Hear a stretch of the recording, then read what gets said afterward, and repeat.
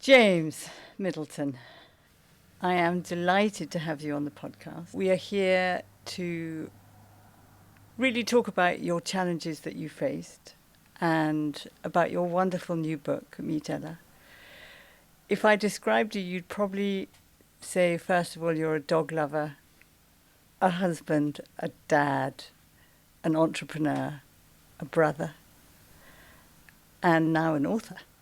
Should we go back and look at your kind of early challenges? I mean, in your book, you said, I wasn't sporty and academic like my sisters.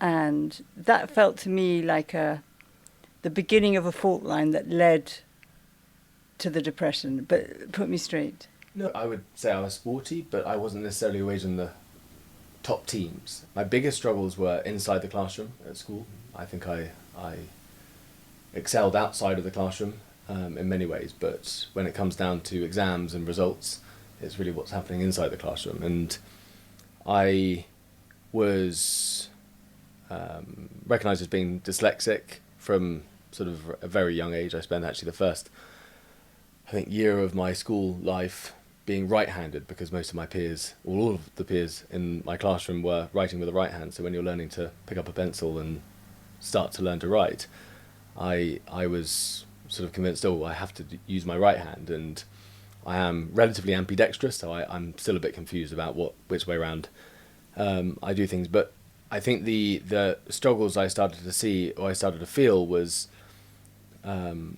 really not getting the grades or passing an exam. I was sort of, therefore, the opposite of passing is failing, and if you're a failure, it's a very negative connotation to an individual. So I spent most of my school career failing, yet I was still able to achieve getting into the schools I went to or the university I went to, and I think I recognised that, if you just jumped hoops, you could do something. But I don't think I actually ever failed an exam. I think the exams failed me because they failed to recognise the opportunity, or failed to recognise the skill sets that I had to offer. So although I understood the subjects, and I can remember a lot of them still today, I just couldn't apply that into the format of how the answer or the question was being asked to give an answer. So I think that constant being told I was a failure was really, I think, the start of my sort of lack of self-belief, I suppose, which led to a gradual decline over many years. I use this expression, I think society's expectations of us, and the same as schooling, is a round hole. And if you're a round peg, you can fit through perfectly easily. If you're a square peg or a triangle or a diamond or any other shape, you struggle to fit through, and society's way of dealing with you with that is just to shave off your edges to make you fit. Yeah. It doesn't try to accommodate various different ways, and so the majority of people may well be a round peg, but it does leave people like me, who's a square peg, sort of being trying to be changed, and I think that's what. And I really like that you can see now, with Dan Siegel calls mindsight, that you have a lot of capacities and skills and intelligence and real ability. But when schools try and kind of limit them into sitting an exam, learning a particular way, that fails you and what you can do. It doesn't look at you of what you can potentially achieve. But it leaves you with a kind of, at the time, you didn't have the mindset you have now. And it can leave you with a kind of limiting belief that, I don't know, I'm stupid or I'm a failure. Well, school is about being the best. And I think perhaps what can sometimes be, it's the best to your own ability, not the best in the class. And that comparison, like always comparing. So you're comparing, and it's made public to, all of your peers. And fortunately, I didn't grow up with mobile phones, as in they weren't as readily available as they are today.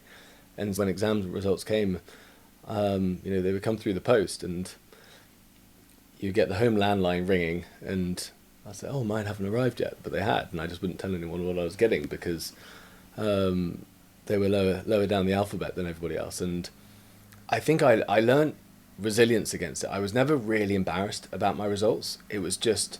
And you didn't compare yourself with your siblings? I didn't. I think it was more the mindset in what schooling was, and my parents were, did see that my sisters applied themselves to the exams. They did revise and they did come away with good results. They were a bit puzzled with how I was finding it so difficult. They weren't locking me away in a room and saying revise. They were sort of helping me with all sorts of things. But I think the mantra at the time really was to succeed in life, in your career, you had to go to school, get good results. That would then take you to university, and then that would somehow open up this amazing opportunity for you in future life, which would guarantee you a job or guarantee you a successful and happy life. And that's what I learned at school. That's what was being sort of spoken about in... Promulgated. Everyone was saying that that's how you succeed in life. And I was like, surely there's got to be another way. I remember learning about Richard Branson having dyslexia, and I think my favourite thing actually about dyslexia was it's the most complicated word. I call it dyslexia because it is the world's most complicated word for a dyslexic person to spell, and I figure that is the sort of pass as to whether you're dyslexic or not, as if you can actually spell dyslexia. And he didn't go to university, and so you had a few people at the time that I was aware of that weren't, and could role model for you. Could role model, but equally they weren't as accessible in the sense of you heard about them. But today you hear about a huge number of people who don't go to university. It was just a very in the schooling system I went to, that's where you went. And it's still present, isn't it? If you do well in your exams, you get through all these gateways. You pass your GCSEs, then you can get good A-levels, then you get to a good university, and then you'll have a good life. And I think what you're challenging, and it was also an internal challenge for you, was if you are a square peg, those gateways aren't the right gateways for you, and you have to find your own path. And what I felt from your book, and I feel like I know you, we've been in various rooms together, weddings and baptisms, but I know your sisters and your parents actually better than you.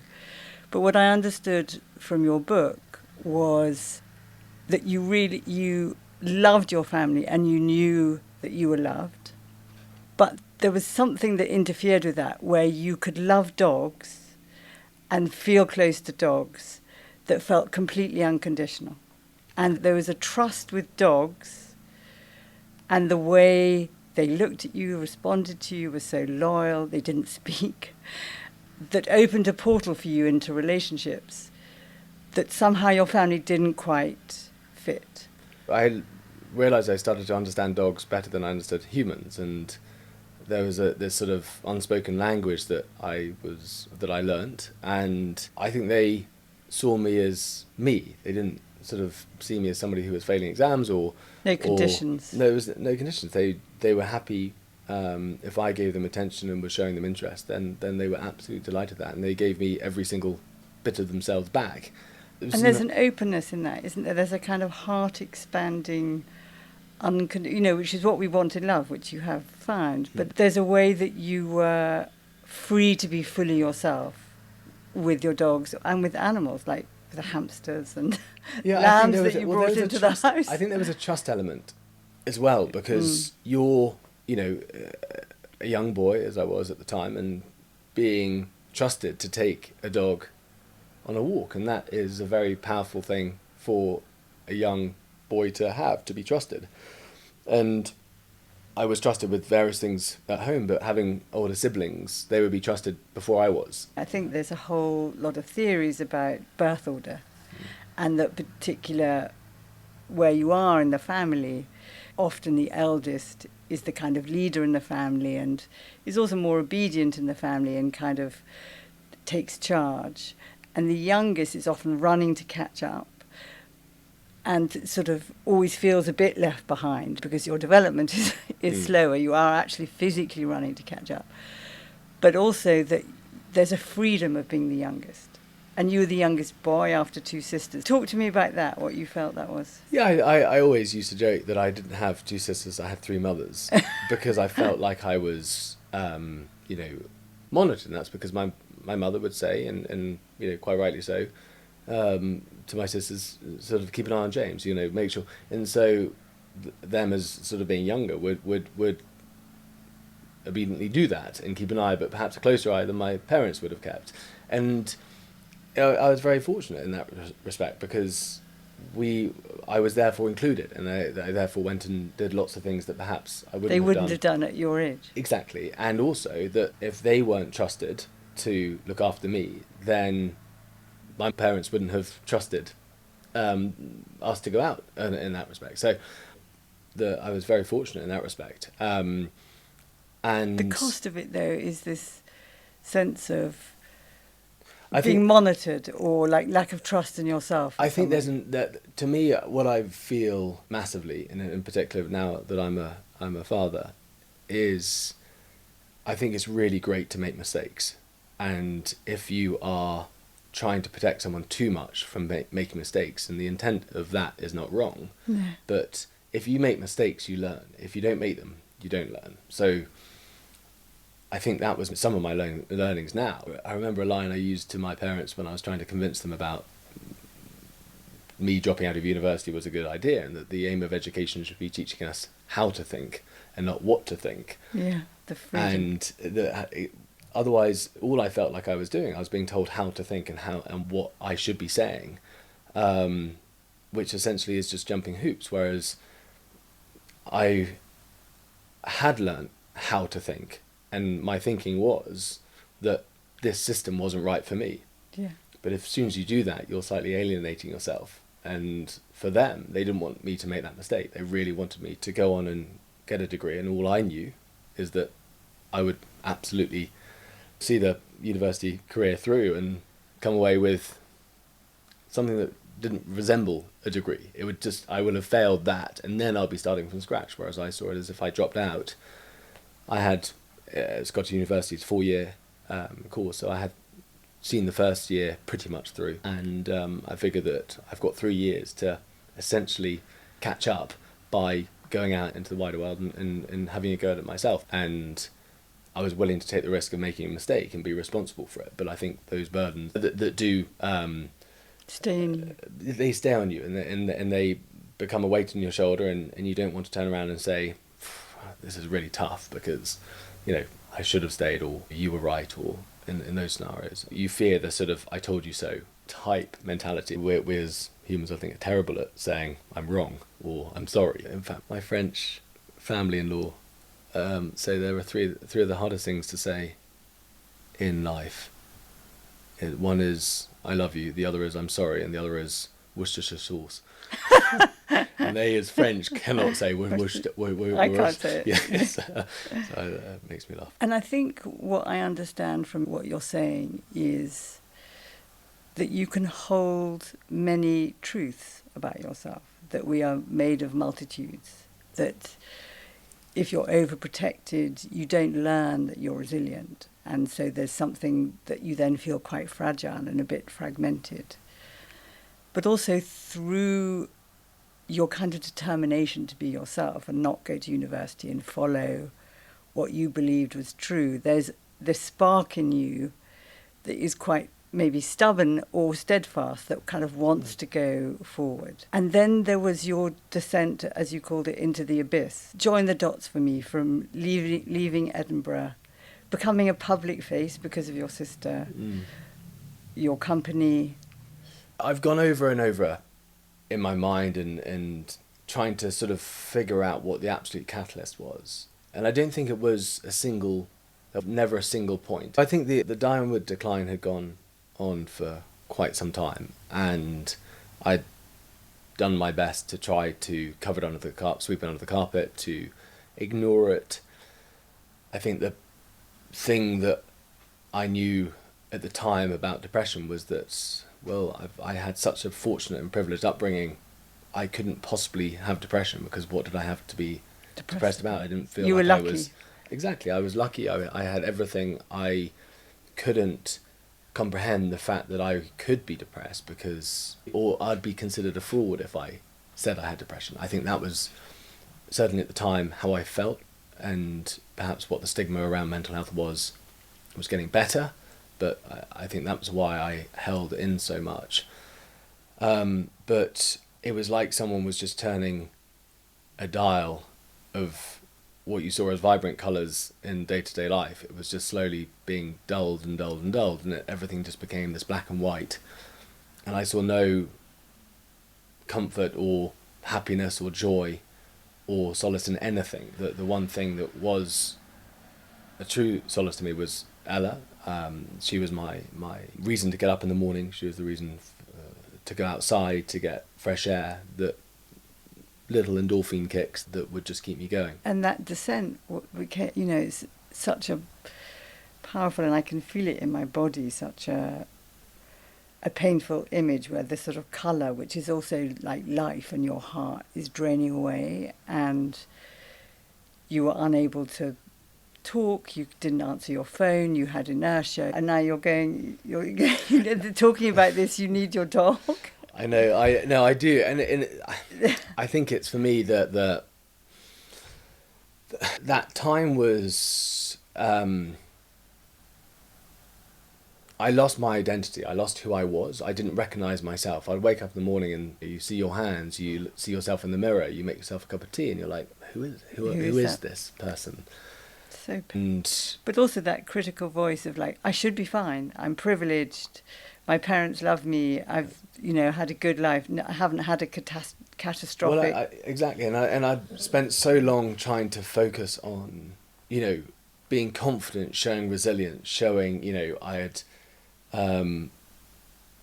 made a lot of choices and was standing by them, and And you'd read a psalm to 1 billion viewers. Yeah, no, and suddenly I sort of, wasn't just James Middleton, I was somebody else. I was the brother of. Yeah. And, I don't think that directly impacted, but it's certainly one of the pieces of the puzzle that perhaps... lose yourself a little bit, like other people are looking at you slightly differently. Yeah, well, it just chinks away at some of the resilience that you have. And I then found myself coasting.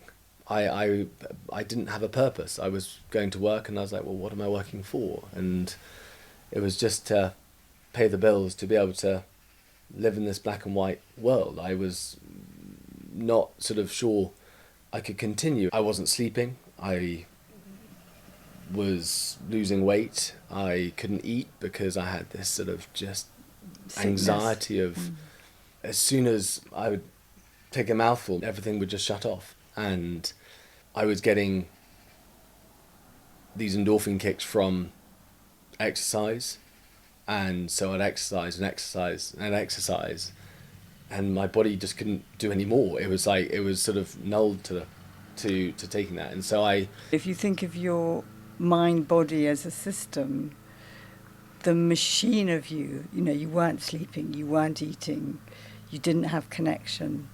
It's like your engine had completely shut down, and yet there was this sort of robot that was slightly performing, but also this sense of shame that you had to hide. You couldn't tell anyone. Well, I just felt that I wouldn't be taken seriously if I did. I didn't understand it myself.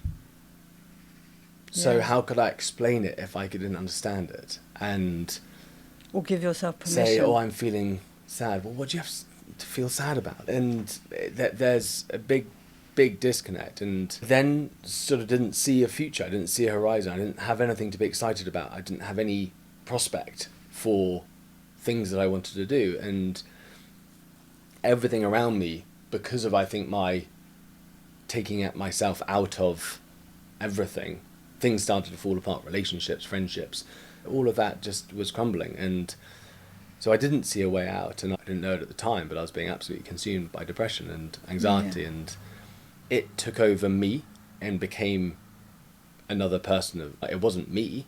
It was just, it took over, and there was this person, and I wanted a way out. And I did contemplate suicide. The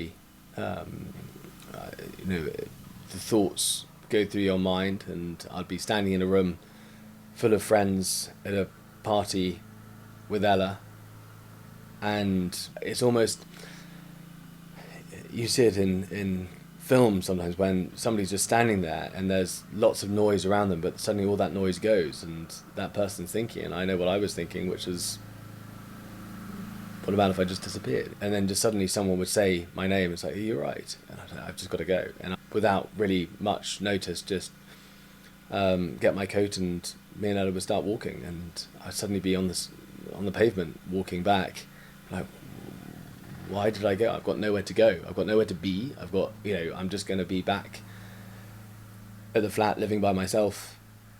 But I equally couldn't stay there. So then it became this sort of so lost confusion about what one should do. And I thought, well, maybe it's just easier if I disappear completely. And then the challenging thoughts of family and friends and not wanting them to suffer, and I was contemplating ways that might be able to be conceived as an accident, so it wasn't seen as me taking my own life, it was seen as an accident. And there was a being that continued to get in the way and interrupt those challenging and dangerous sort of chains of thoughts, which was I would catch a glimpse of Ella, who was just staring at me, and I think she could sense this agitated state that I was in, and would just sit and look and stare, and made me then think, well, what would happen to Ella? What would I do? And it was a look of, but I need you, James. I need you. There was something about the way, and I could hear the absolute despair, where there was kind of, you could see no way of living, but you didn't want to cause harm. You were in a room full of people, you had family that loved you, but there was something about the way she looked at you and needed you that kind of burst through in a way, like a glimmer, that no other human looks. Well, what I realised is that although I didn't think I had a purpose or a future, Ella reminded me that she was my purpose, and she needed me to look after her. And so if for anybody, I needed to stick around to look after her. And I made a promise to her when she was 8 weeks old and first picked her up, that I would always look out for her and I'd always be there for her. And I wanted to maintain that promise. She did the right things at the right time, and that ability just to be a distraction for a second and make you blink twice. And that night, fortunately, I climbed down the ladder. And you were on the roof in November 2017. Yeah. And you're really contemplating jumping off the roof, hoping to make it look like an accident. It was a way of thinking perhaps I'd gone up to check on something and had slipped, and I remember it was a November evening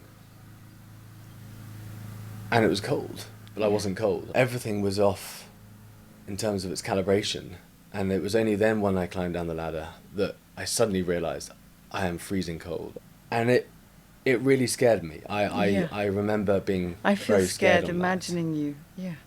And I think it was at that point I realised I need help. I can't sweep that under the carpet. That's not possible. There's no more room to sweep anything under if I'm at that point. And so I was going through the routine of waking up, putting toast in the toaster, not eating it, getting in the car, and I had about an hour's long commute to work. And I arrived and I couldn't get out of the car.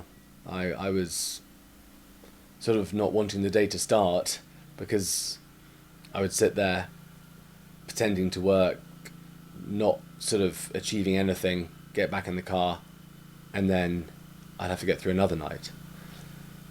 And I sat there and to the point that people came out to sort of say, are you coming in for the meeting? And I was like, just through the window, just hang on a second.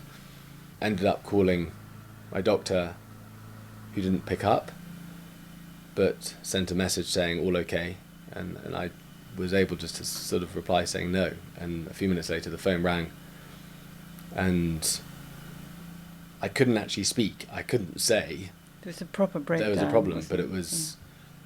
But because of the family being aware that I was really not in a good place, and a lot of friends, there were conversations happening around me and questions were being asked to my doctors. And so they knew what to do, or they knew I didn't have to say anything. And I went off to see somebody who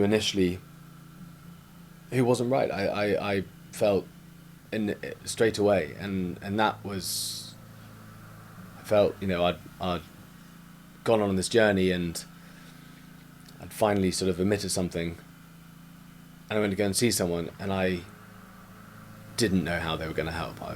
That's sort of terrifying, isn't it? Because Well, I felt annoyed that I'd spoken out, and that this was the sort of, I was like, I should have just dealt with it myself type so vulnerable thing. So a follow up from the doctor, and I said, look, I just don't think that person's right. This is right. They said, fine, there's somebody else, try this person. And I was very fortunate. I didn't want to go because I felt like it was just going to be another wasted an hour, and I did go, and I'm grateful for Ella, because I was like, well, Ella needs a walk, and I was actually hoping that I'd get turned away, and it wasn't my fault that we couldn't go in because they didn't allow dogs in. And so we walked all the way to Borough Market, and expecting to sort of not be allowed through the door, and actually I forgot where I was for a moment, because the receptionist loved dogs and came out and said hi to Ella, and I said, are you sure it's okay? And said, yeah, no problem.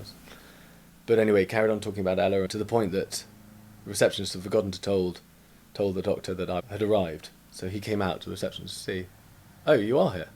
And so I ended up being in the room, but without acknowledging I was in the room, in the sense of like why I was there. It was more everything. Ella was this wonderful distraction, and suddenly I was in there. And the appointment, I didn't realise, but it was a 2-hour appointment, and I spoke for pretty much the entire 2 hours. There was a lot of questions being asked, and I think at that time I was trying to explain what I thought the problem was, because I spent so much time trying to figure it out, and the answer I got wasn't necessarily the one I wanted to hear, which was that, James, this is going to take time. I wanted a quick fix. I wanted something just to say, right, here's a prescription, yeah, pop to the pharmacy on the way back home, and I'll be good as gold by the weekend. And I didn't hear that, and I didn't get that sort of messaging. I was told it will take time, and it will be, but this is probably the biggest and most difficult thing you've done is walk into this room and started. Looking back, that was the beginning of the end of my depression. It certainly didn't finish or stop being depression that day. I took months. And you talked to Ella more than you talked to the psychiatrist, you said? Yeah, so there was But he opened a portal for you. He opened a portal, and he said, look, James, because I'd never said anything out loud. And he said, look, why didn't you go and practice speaking to Ella?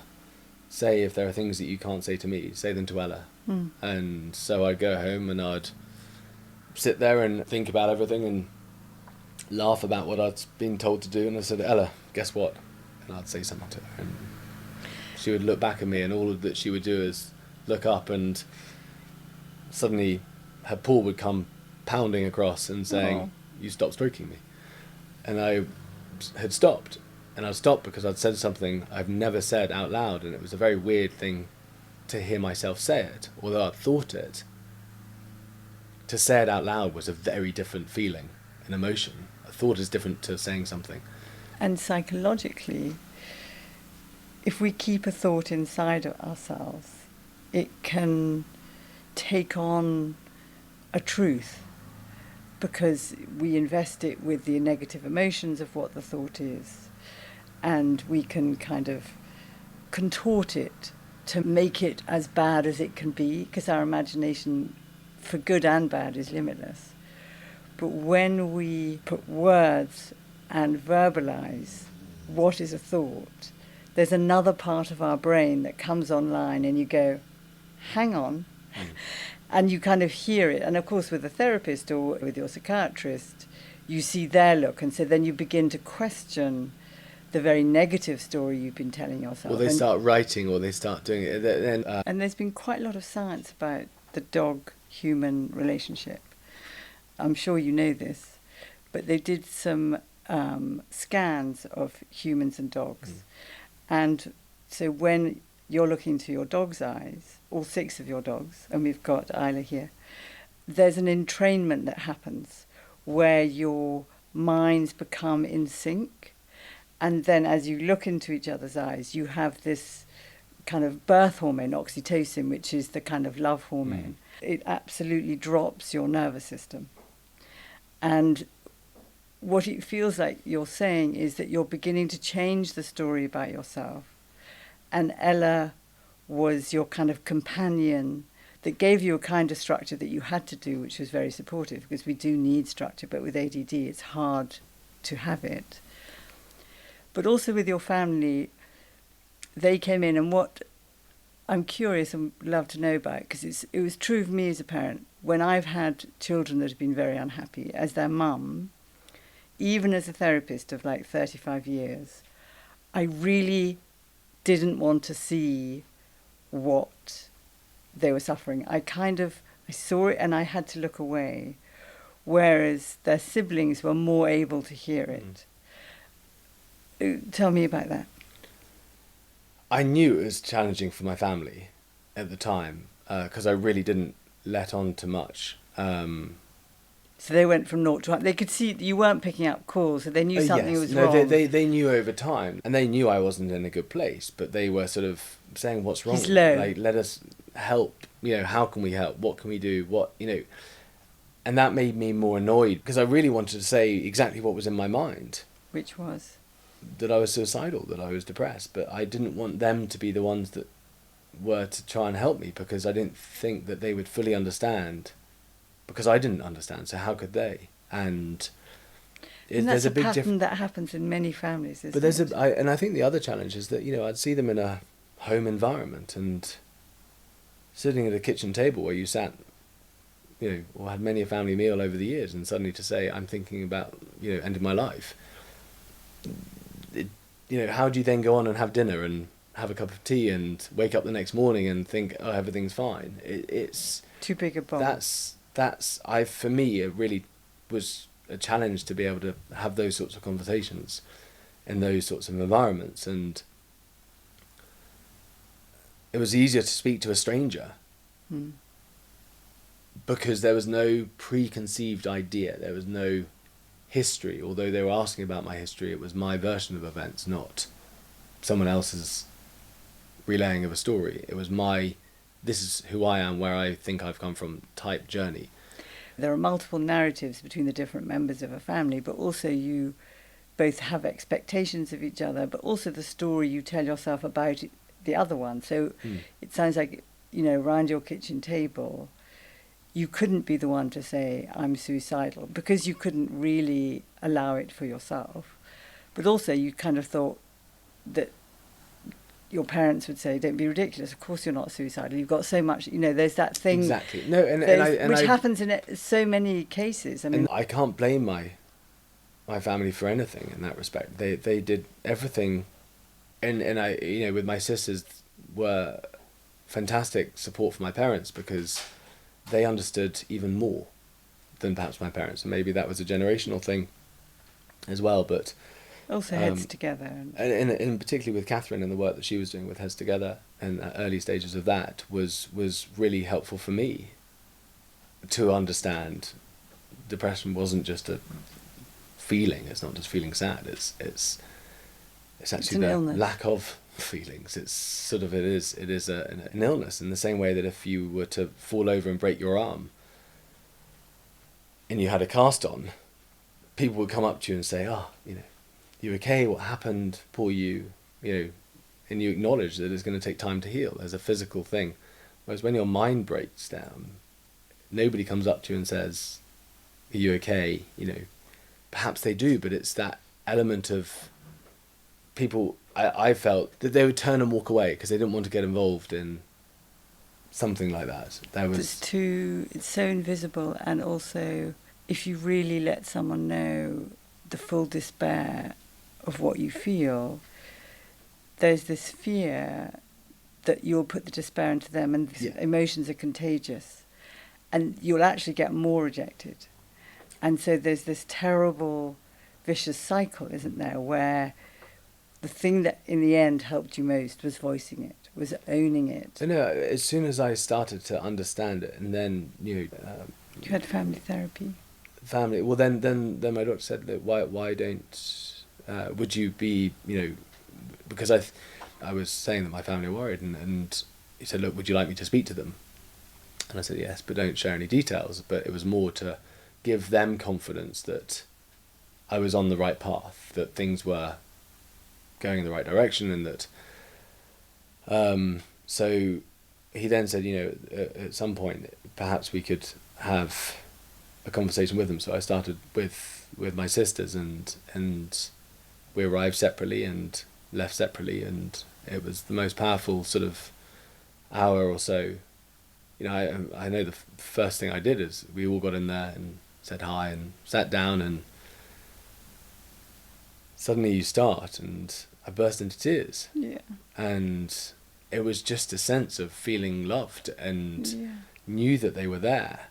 I actually felt guilty that I felt how I was. I still felt that I didn't deserve to put this added pressure into their lives, and I didn't understand it completely. But we started to speak, and my sisters were asking questions, and some of them I was answering, some of them the doctor was asking, and that really helped. And then that went on and turned to help my... It's in you now. I can see that there's tears in your eyes, that those intense moments of release, in a way, where you can actually fully show your heart, fully show your vulnerabilities, and discover what you feared wouldn't happen, was that you were really loved however you were, and that you could also be understood in this more complex version of yourself. But it was hearing them speak about me, and that they knew you. They did know me, and that's what made it so difficult, because they did know me, and there were so many things that they did know about me that made it difficult, because they were so close. So that's why I couldn't speak to them in the first place, was because they did know me better perhaps than I knew myself in certain aspects. But and the same with my parents, and I think it was the potential of being or feeling like no one would take me seriously.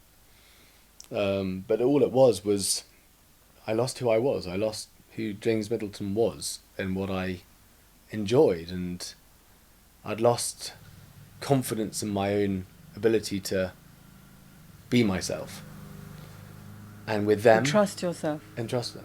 And trust myself. And with them, my friends, my parents, and Ella, and some of my other dogs, I suddenly started to get that glimmer of who I was again, and excited about little things. And I was still, having sleepless nights. I was still in turmoil, but I was feeling like I was on the other side. I was still had a long way to go. The despair had reduced, hadn't it? It had reduced, and it was reducing, and I was starting to see enjoyment out of things, and pleasure.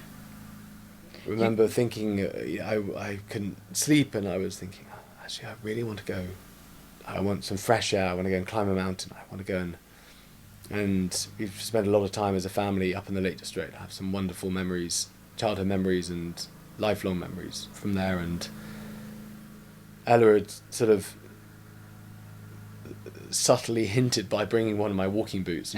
She normally carried, my trainer or a shoe or something like that, but she was struggling with this rather large walking boot, and just laughed and took it as a sign. So packed the car up, and early in the morning, listening to Stephen Fry read Harry Potter, and drove 4.5 hours up to the Lake District. And I didn't tell anybody I was going. It was winter, it was bad weather, but I didn't mind. There was no electricity in the cottage that we were staying at, and very primitive, and actually it was a removal of that technology that I think helped, because there was no There's nothing distractions. coming into you. There Yeah. was no internal or external sort of ways of, you just had to be present in the room. And I got probably the best night's sleep I'd had in over a year that night. Wow. And I woke up to snow on the ground and a clear day, and set out for a walk I've done since I was a little boy. And I was almost had a skip in my step. I was smiling, and we got to the top. And You felt alive, it sounds like. oh, I shouted and I screamed and I felt I can see this, that's in you too, that these moments live in you. and I had probably the worst chicken soup, but it was the best I've You ever tasted tasted. it. It was just, Sensations were coming back, and switching this on in you. cheese and this flapjack, and the dogs were sort of looking at me because I was, had this cheese in my hand, and they were like, "Okay, you can have some too." And it was this release, and I cried and I shouted, and I was the Herdwick sheep were purging. sort of coming around, being like, "What is that?" But a really, transformative point, because I felt like I was on top. I was beginning to take control back, and I was seeing in that dimmer switch, or the dimmer of colour, I was seeing colour again. I was seeing the happiness or the joy of sensation of what I was getting, and the dogs were sort of running in your body, as you remember. And so we got down, jumped in the water, and Purged yourself. and it was just another recharge of energy, and I felt like it was going to be okay, and that there was a future, and there was an excited future, and I felt Alive. alive, and I felt amazing. Anyway, I got back in the car a day or so later and drove back, and there's a point when the signal comes back and my phone went a little bit crazy, and I recognised I was very irresponsible, having not told anyone where I was going, So they were terrified.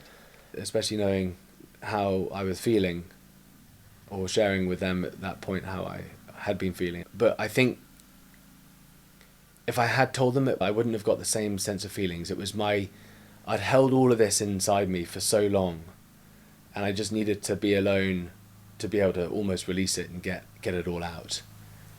And I came back, and I felt guilty that I'd been irresponsible and allowing them to feel how they felt, and I never wanted that. But There's a freedom, isn't there? Walking up mountains is, again, psychologically, there's something very powerful about starting at the bottom and actually walking to the top that changes one's mindset, that you feel different when you've walked to the top, when you can see for 360 degrees.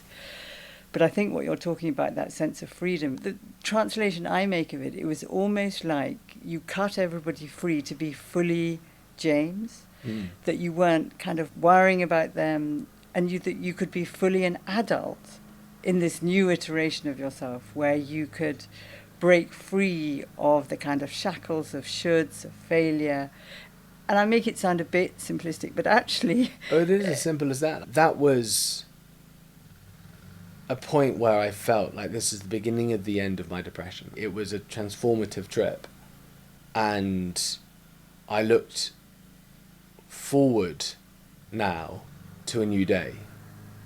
You weren't frightened anymore. I was excited, and I still had time to go. I still wasn't fully there, but I started to have this, like a fire. Fire is never, it takes a match, and I think the match was lit, and You were kindling. the kindling was just about to take, and then the fire of James was back, and for many months it had been out, and You were really alive again. that top of the mountain was the striking of the match. I then sort of set about, I think, with my ways of thinking, and I was doing I was in a program of cognitive behavioural therapy, which was wonderful because it was sort of, actually it was undoing all the things I'd learnt at school and the way that you do things, and learning how Freeing you I again. could do it Yeah. in my way of doing it. And I was having someone say, well, don't worry, don't do it like that then, don't do this,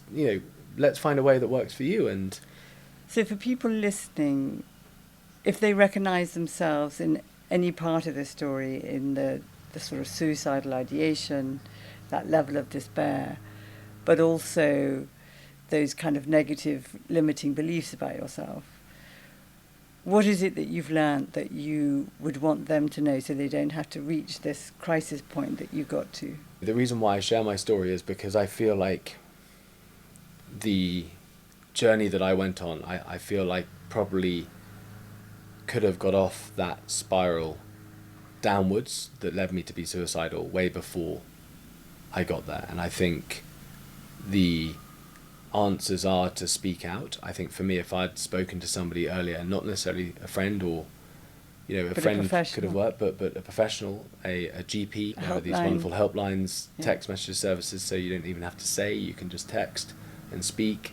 I think the advancement now in the stigma that is still a way to go, but it's being left behind, and wonderfully so, because everybody's journey is different, and mine is mine, and somebody else's will be theirs, and there's no comparison between anyone's journey. Everyone can have their own version, but we all have mental health. And I think the important thing to understand is that sharing is within our culture of humans. Connection. And we need that. For me, it was easier to share with a stranger. And your dog, to be fair. And my dog. And I think that the story with Ella is that she was my being. I started writing the book when she passed away as a way of processing and dog her grief grief. isn't acknowledged nearly enough, is it? Not It's a at real all. thing. But it wasn't just about the end of her life. It was the end of Your depression, in a way. a huge chapter of my life. She was part of the most challenging years of my life, and she left just as we didn't know it at the time, but my wife was pregnant with our son. He'd And introduced you in a bar. She had introduced me to my wife. A week after Ella had passed, we found out that my wife was pregnant, and I knew that Ella knew.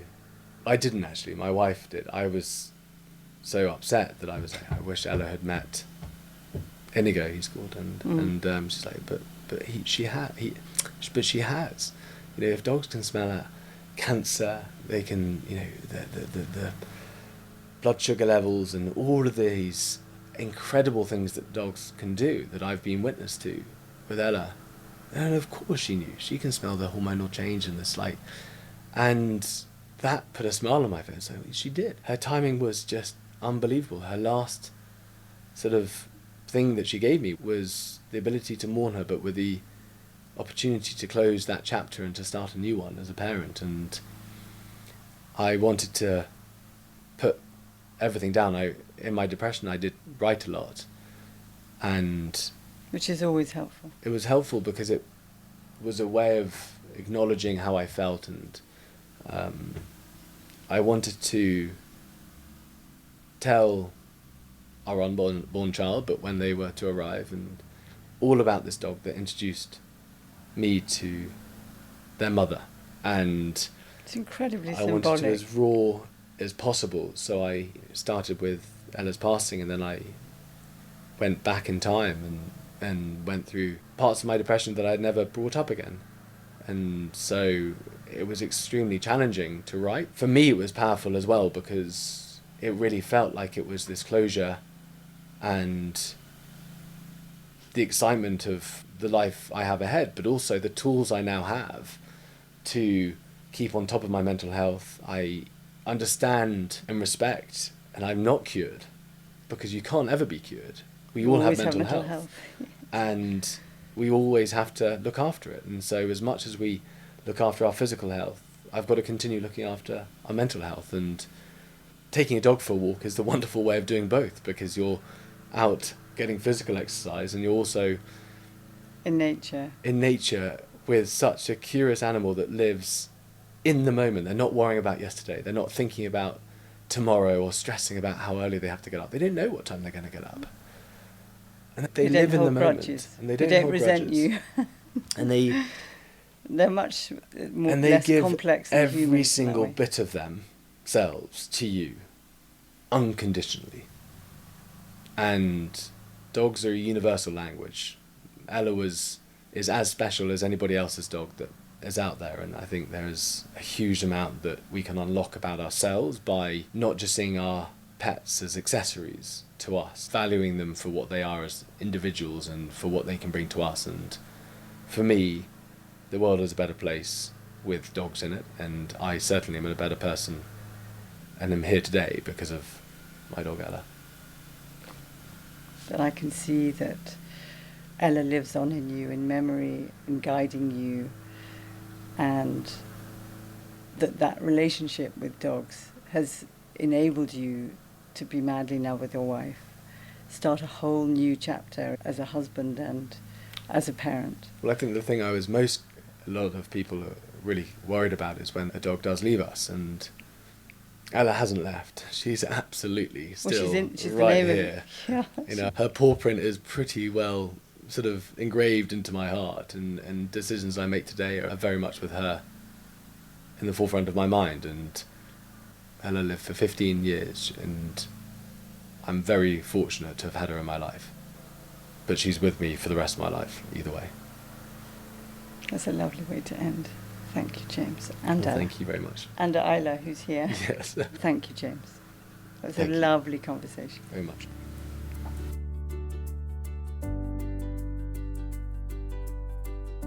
Hello, Sophie and Emily. This is the start of season 7 and a really wonderful conversation with James about his mental health and his relationship with Ella and all animals, really. And I wanted to know what came up for you two. Yeah, I could hear what a sort of, particularly in the beginning, what a delicate process it is to try and talk about, well, in his case, his family, because of the kind of inevitable sensitivity. And although that sort of level of public profile is very different for the majority of us, I thought the bit that is very relatable too is that struggle of trying to find your voice within your own family as you grow up, as you become an adult, but fearing either the hurt or the anger or the disruption you might cause by making that shift, and not wanting to upset anybody, but then getting trapped inside a way of being and a way of relating that actually really is hurting you.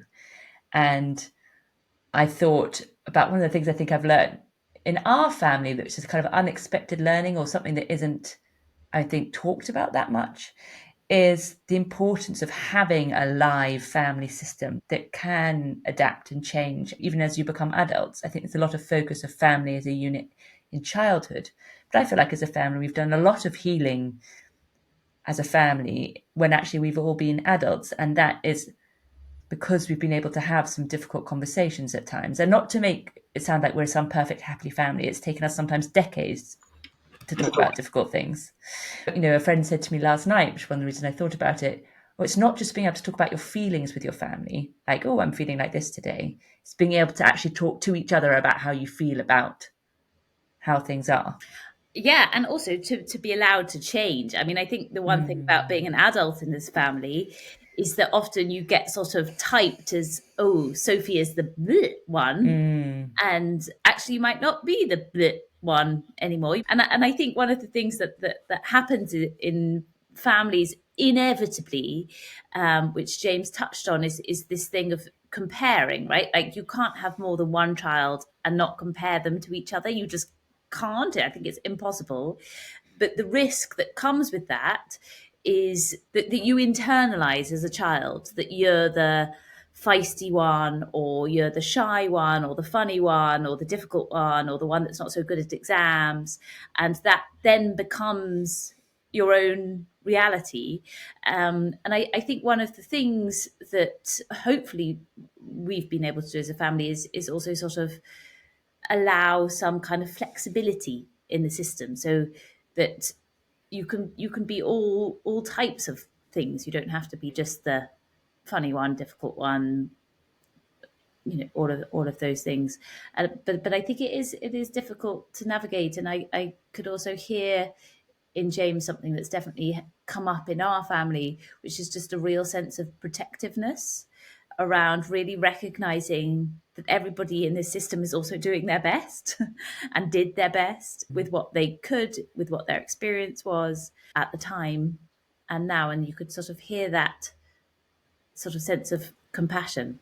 too. The bit I'd like to add, which I think I sort of said to James, but maybe not clear enough, is that in our family system, certainly when we had family therapy, this was with me having, like, at that point, 25, if not more years of experience as a therapist. I probably behaved as badly as a mother as I've ever behaved and acted out. And if any of you had written about that in a book, I would have been like, that would be the image of me that would have wrecked my reputation. So I think it's one thing comparing as siblings, which you two get compared. I'm sure now you work with me and you're both therapists and you compare with each other. And I'd be quite interested to know what you think, because it doesn't stop when you grow up. It just changes. But also just I really agree with that. I think most parents are doing the best they could. And sometimes with me as a parent, I don't think I did the best I could. I just lost it. Well, that was the best you could do. The best you could do in that moment was losing it. I lost it a number of times. But I think, yes, like, I mean, I don't know, the conversation that I have with myself, but also with lots of parents that I see, is that it's not the losing it, is it? It's the what kind of happens after the losing it, and also like how you lose it, what you say, and those things you can change. You can shift from being frustrated with your toddler who's not coming down the stairs and sort of saying, well, I'm just going to leave, with this sort of really open-ended threat. And you can sort of shift that to, like, that you still get frustrated, but maybe the words that you use are slightly less threatening. Like, oh, I'm getting really frustrated now and I'm going into this room or something. You are still expressing your frustration. You're not staying like Zen parent, but you are shifting your language. And I sort of also think that we all do things that we're ashamed of, don't we? Like, I don't think anybody does, as a parent, as a partner, as a sibling. Or I can at least speak for myself. There are things that I would never want other people to know, and I imagine most people have those things. I mean, I seem to remember Disney was our repairer, that I'd had such a big tantrum. We spent the whole day watching Disney films with duvets and hot chocolate because I couldn't really speak. Good repair. And so Disney was the therapist.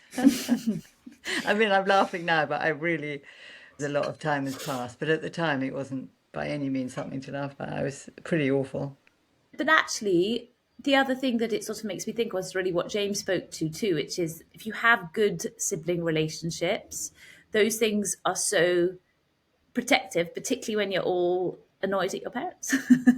Not saying that his siblings are annoyed at his parents, but that sort of thing of like, nobody knows what it was like in your house growing up more than your siblings do. And so if you have good enough relationships with them, there's something that just feels such a relief that you don't have to sort of try and explain or try and articulate the sort of nuances that are so hard to put words to. And like he said, in their sort of family therapy, it's like they knew what it was like for him almost better than he did. They could see it. And like that in my experience with our siblings has been a real sort of gift. Like even just having somebody to moan to feels like a really healthy thing. And that siblings can sometimes hold other pieces of the puzzle or other knowing that you weren't aware of, or, when you talk something through, they have a different perspective that can be quite helpful in making sense of what's going on in our family. I had a little moment, this is sort of an aside, when he talked about being there and then having his two sisters there, and he used to joke like he had three mothers. And I thought about our brother, who's the youngest of three sisters.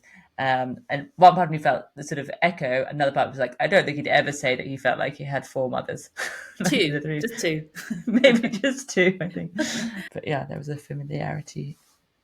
Can we talk about the role of how pets can be a very serious member of a family? I mean, I had a client who... It was a very different family. So this is like taking it out of James's story, where the pet was like a person that everybody in the family loved when there was a lot of conflict with each other.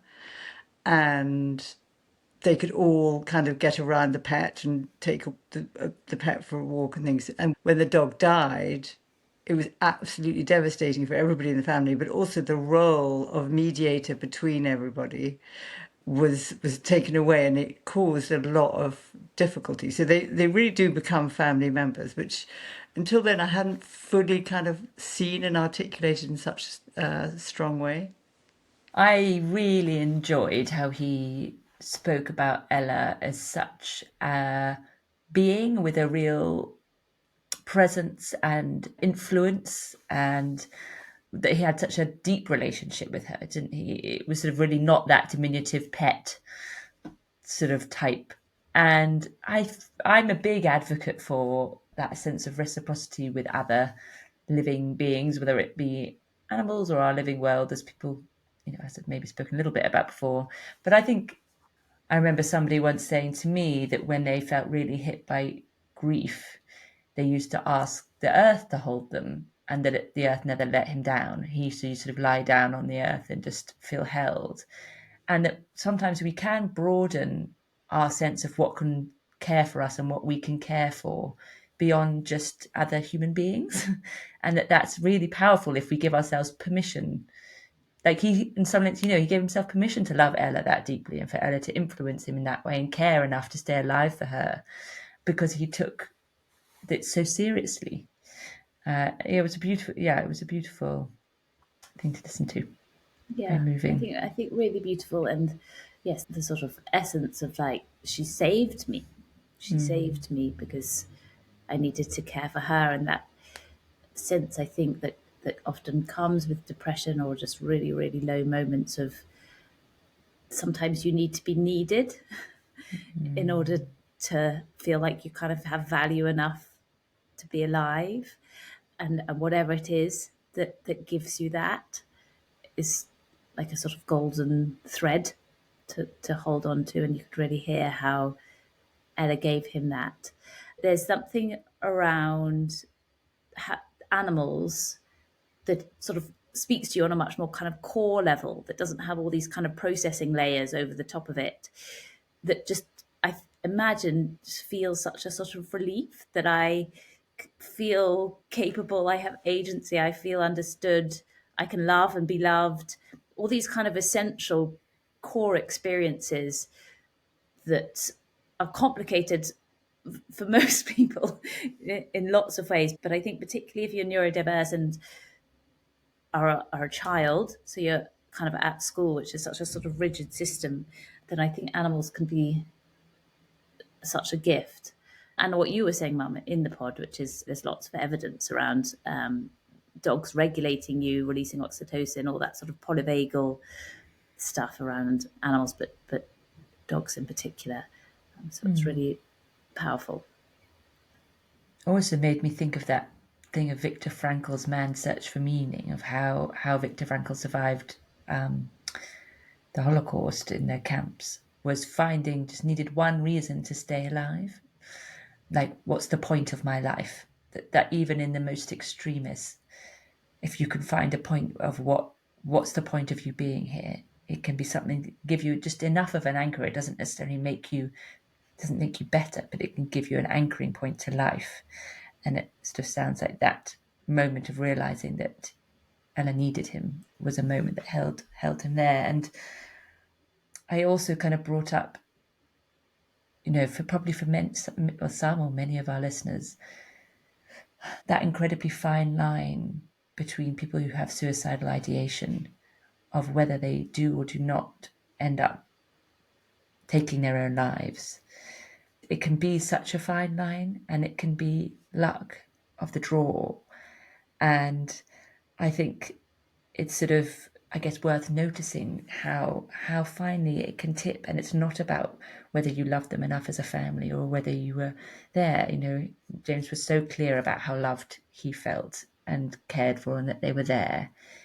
And that even though we've done so much to remove stigma around mental health, there does seem to be this inherent, or maybe I don't know if it's inherent, but I think it's so common to feel shame when you feel like you are failing at life, however that means to you, that it can be so hard. I think also particularly as a man, because there's some still real incompatibility about how we think of masculinity and emotion, and being strong or vulnerable and weak that makes it so hard to name it. And also validate it. I think there's like a sort of imposter syndrome around mental health. Like I'm too lucky to struggle with my mental health. Like I have too much, that kind of idea that just because you have a lot, and it's not to invalidate like the gratitude. I think you can have both. You can have a huge amount of gratitude for the blessing of having a loving, supportive family, for not having so much financial stress, for whatever it is in your life that you recognize that you have. And it is completely valid to also acknowledge that you're struggling. My supervisor always says to me that one of the things that she talks about in therapy, and therefore I also do with lots of my clients, particularly my teenage clients, is that one of the goals of therapy is to learn how to be a friend to yourself. And the idea that if your friend was experiencing what you were experiencing, what would you say to them? Like, would you say to them, don't tell anyone, you're overblowing it, it's probably nothing? Or would you say to them, like, the people who love you would want to know, the people who love you want to hear this? And it can just be like a nice way of sort of framing to yourself, like, if I was being a friend to myself, what would I say? I love the compassion in that. And the thought that as you were speaking that came for me was these versions of ourselves. So I think there's the kind of public presenting version of ourselves, which in a way we're doing now, like we're kind of showing ourselves and thinking about what we're doing, and it's for other people to listen to. And that would be the same when you go to work or you're kind of out and about in the world. And then there's the public private self, which is the part that you show to those close to you, and you kind of want them to see you. But then there's the deeply private self. So there's like 3 layers. And I think that deeply private self is the one that can really get you into trouble when you don't give it a voice to be expressed to other people, because then that can become a ruminating, shameful voice that you tell yourself a story about yourself that is so negative.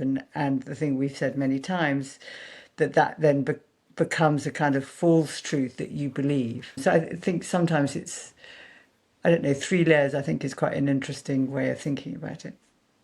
Does that make sense to you? Yeah, no, that totally makes sense. I mean, the other thing I just sort of wanted to touch on is just how, gosh, I felt so much compassion for him as a little boy.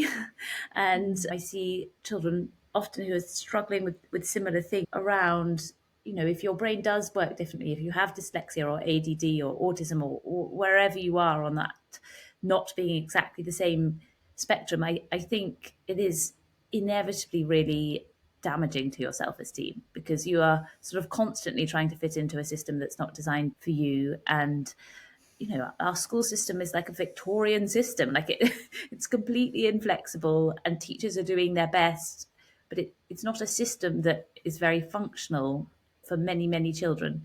And it's such a painful thing to see your child sort of doubting their own selves because of the system that they're kind of being forced to go through. And I think more and more there are children that are just sort of saying, actually, no, like, no, I'm not, which is a whole nother topic. But I think if you have a child that's, James, this wasn't a struggle that he had, but I think lots of children now are struggling with actually just not getting to school at all. I think there's a huge problem of non-attendance, like emotionally based avoidance, school avoidance. There are a couple of websites that are just might be helpful for people.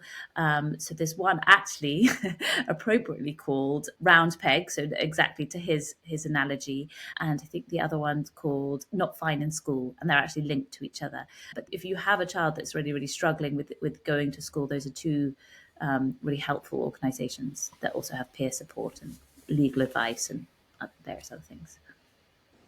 It's lovely. Thank you, James, for your wonderful book and for the memory of Ella. And Isla was in our recording, and she went and sat with the producer on her lap and kept on interfering with the recording. She was like, she really wanted to be a voice in the room.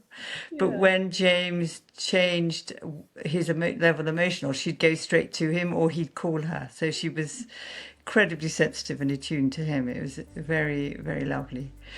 So thank you, James and Isla, for speaking so openly and kind of raising issues that I think you've raised them in a very original way, which I think will have a lot of traction with people. I think they'll really help them see themselves differently. Thank you, all of you who are listening to season 7. And as always, if you think this is a conversation that you think would be helpful for other people, do please share it or rate and subscribe. And look forward to you coming back to the next episode.